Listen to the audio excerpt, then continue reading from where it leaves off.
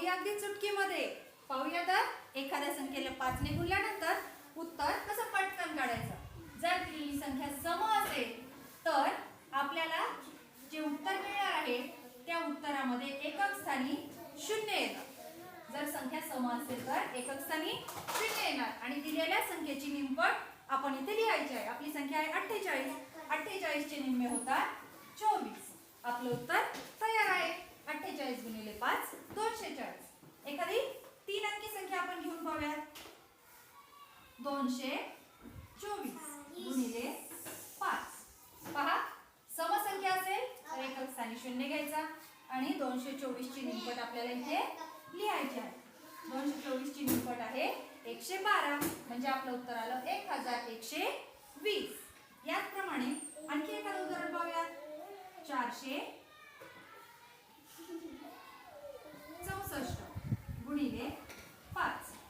पहा समसंख्या आहे एकक स्थानी 0 आणि 464 ची निमपट आपण इथे घेऊया 232 म्हणजे आपलं उत्तर आलेलं आहे 2320. आता विषम संख्येचा आपण पाहू. विषम संख्येमध्ये एकक स्थानी आपल्याला 5 घ्यावं लागणार आहे. बघा उदाहरण पाहूया आपण. 31 गुणिले 5. जर विषम संख्या असेल तर एकक स्थानी उत्तरामध्ये आपण 5 घेणार आणि 31 मधून 1 वजा करायचा. 31 वजा 1 म्हणजे 30 उत्तर आहे आणि या 30 चे आपल्याला निमपट इथे लिहायचे आहे. 30 ची निमपट होते 15. 155.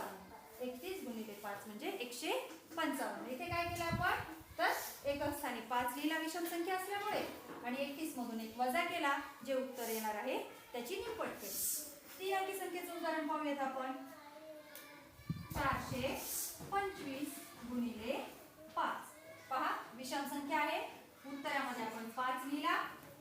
425 मधून 1 वजा केला तर उत्तर येणार आहे 424 आणि 424 ची निमपट आपण इथे लिहिणार आहोत. 424 ची निमपट आहे 212. 2125 हे आपल्या या संख्येचं उत्तर. आता आपण आणखी एक उदाहरण पाहूया. आपलं गणित आहे 683 गुणिले 5. बघा संख्या विषम आहे उत्तरामध्ये एकक स्थानी 5 येईल.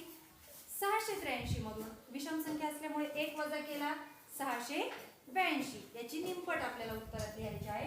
682 ची निमपट होते 341 म्हणजे आपलं उत्तर आलं 3415. झालं की नाही चुटकीमध्ये. याप्रमाणे आपण हे गणित सहज सोडू शकतो. थँक्यू.